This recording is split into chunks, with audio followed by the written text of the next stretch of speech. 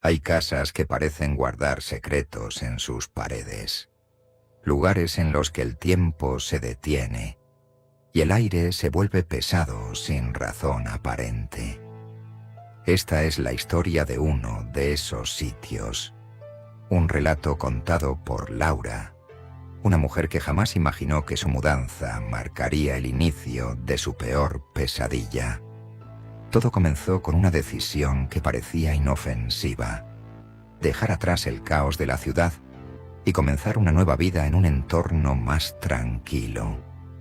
Laura necesitaba espacio, silencio y tiempo para curar sus heridas. Su psiquiatra le había sugerido un cambio drástico, algo que interrumpiera su rutina dolorosa tras el divorcio. Y fue así como llegó a Villa Margarita.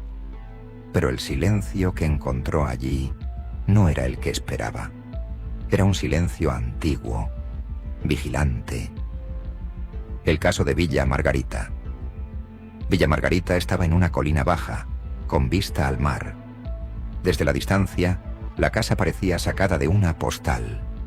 Pero al acercarse, los detalles revelaban otra cosa: la pintura descascarada, el jardín invadido por maleza y un portón oxidado que crujía incluso sin viento.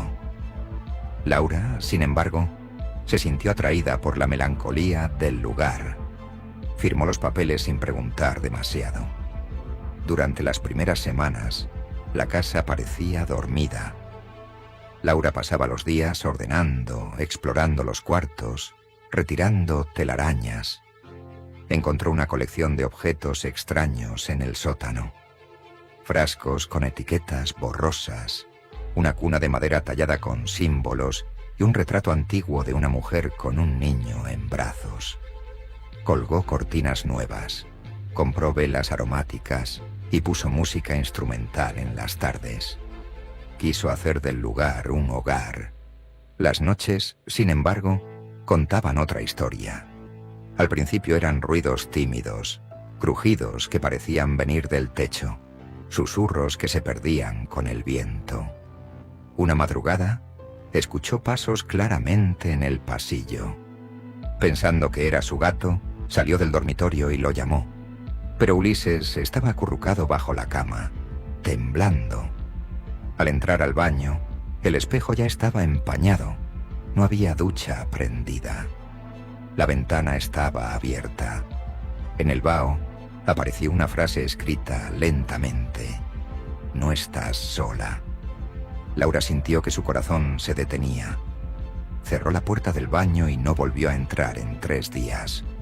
Lo que siguió fueron manifestaciones más violentas. Una mañana despertó con moretones en los brazos. Otra, el sonido de un niño llorando, la hizo revisar todos los cuartos. Nada. Una noche, mientras lavaba los platos, la radio de la cocina se encendió por sí sola. Sintonizaba una estación muerta, pero entre los estáticos se colaba una voz infantil: «Devuélvemelo». Laura investigó la historia de la casa. Visitó la biblioteca del pueblo. Encontró artículos viejos sobre Eugenia Palacios, la partera. Se decía que tras la muerte de su hijo, empezó a traer mujeres embarazadas a la casa, prometiéndoles partos seguros. Pero ninguna de ellas regresó. Nunca hubo pruebas, solo rumores. La comunidad la aisló, y un día se la encontró muerta frente a la chimenea, con una sonrisa tallada en la cara. Desesperada, Laura realizó una sesión de grabación. Puso su teléfono en la chimenea y dejó que la noche pasara. Al revisar el video, lo que vio la dejó petrificada. A las 3:17 de la mañana, la figura de una mujer aparece flotando. Lleva un camisón antiguo. El cabello cubre su rostro y sostiene en brazos algo envuelto. Se queda quieta, murmura: «Devuélvemelo», y se disuelve en la oscuridad. Laura huye esa misma mañana, pero semanas después sufre pesadillas recurrentes.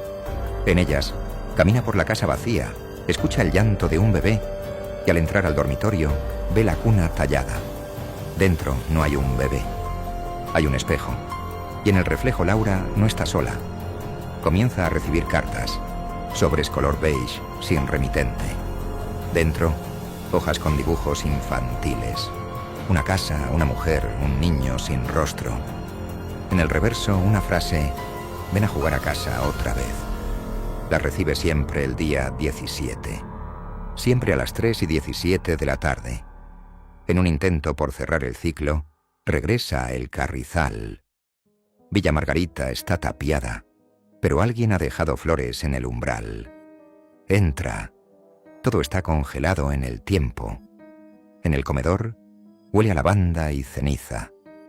El retrato antiguo de Eugenia ahora tiene grietas en los ojos. Laura siente que debe hablarle. «Perdóname», susurra, pero la casa no quiere disculpas. Quiere algo más. El video final que graba Laura muestra su rostro, con los ojos enrojecidos, hablando con alguien que no se ve. Luego, la cámara cae. Se escucha la radio. La misma frase: «Devuélvemelo». Y risas de niño. Laura desaparece. Su auto se encuentra en el camino de tierra con la llave puesta. En el asiento trasero, un sobre con dibujos y una frase nueva. «Ahora somos 3. Dicen que las casas no están vacías, solo esperan». Y Villa Margarita aún espera. Por Laura, por Eugenia, por cualquiera que escuche la radio a las 3:17. Porque a veces, cuando la oscuridad cae y la brisa del mar sopla helada, se escucha una voz susurrando en el pasillo. Una voz que no debería estar allí. ¿Y tú volverías a entrar? El túnel de San Lorenzo. El túnel de San Lorenzo fue construido en los años 60 para conectar 2 pueblos serranos en el norte del país. Nunca llegó a inaugurarse. Un derrumbe durante su excavación provocó la muerte de varios obreros y desde entonces el proyecto fue abandonado.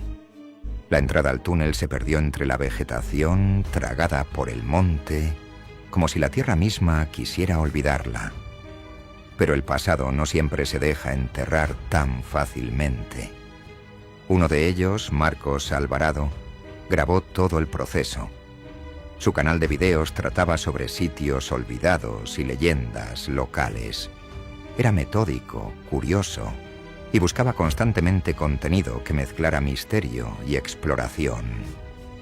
Cuando encontró referencias al túnel en un foro antiguo, decidió organizar una expedición con 2 amigos de confianza: David, su compañero de rutas anteriores, y Sofía, una editora de sonido con una sensibilidad especial para los entornos.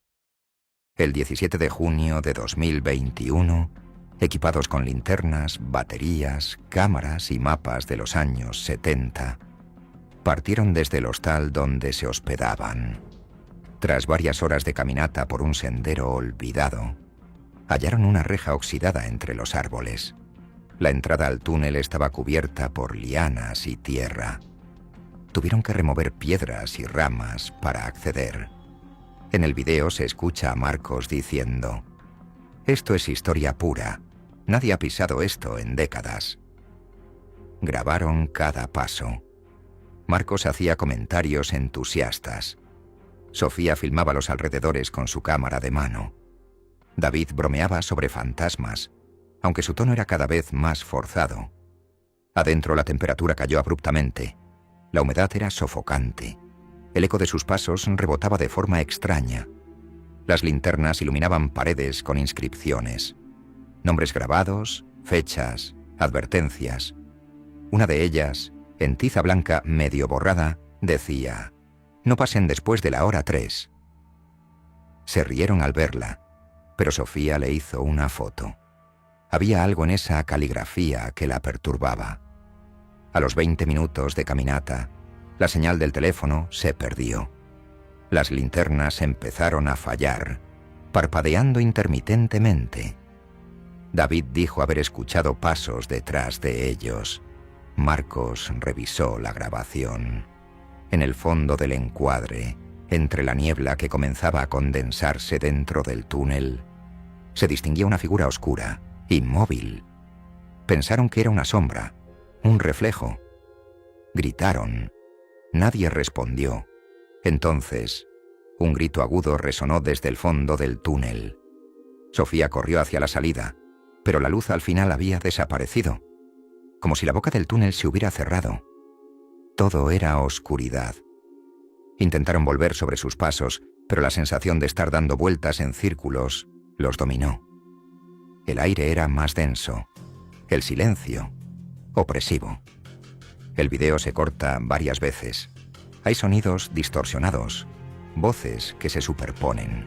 En uno de los fragmentos, Sofía, con voz entrecortada, dice que escucha a su abuela llamándola.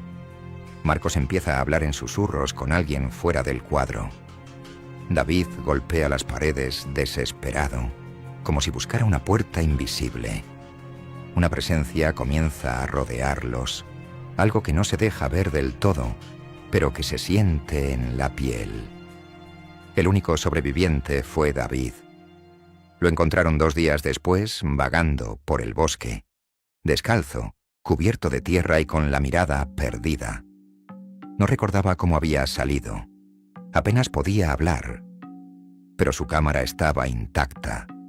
En la última grabación, se ve a Marcos de pie frente a una pared, que antes no estaba allí. Le habla a algo invisible. Él se queda, nosotros nos vamos. Luego gira hacia la cámara y sonríe. Sus ojos no tienen brillo. Está como poseído. La grabación termina con un sonido seco, como si la cámara cayera al suelo. Sofía nunca apareció. Marcos tampoco. El túnel fue sellado por autoridades locales, pero algunos dicen que, si caminas por la antigua ruta minera y te acercas demasiado al cerro, puedes escuchar voces entre los árboles. Voces que piden ayuda. Voces que no pertenecen al mundo de los vivos. Siempre a la misma hora, a las 3:17. A veces, lo que yace enterrado no quiere ser descubierto. Y otras veces, espera que alguien vuelva. 2 historias, 2 lugares malditos y una hora que se repite, las 3:17. Porque cuando la oscuridad es real, el miedo no se apaga con la luz. ¿Te atreverías a entrar tú al túnel de San Lorenzo?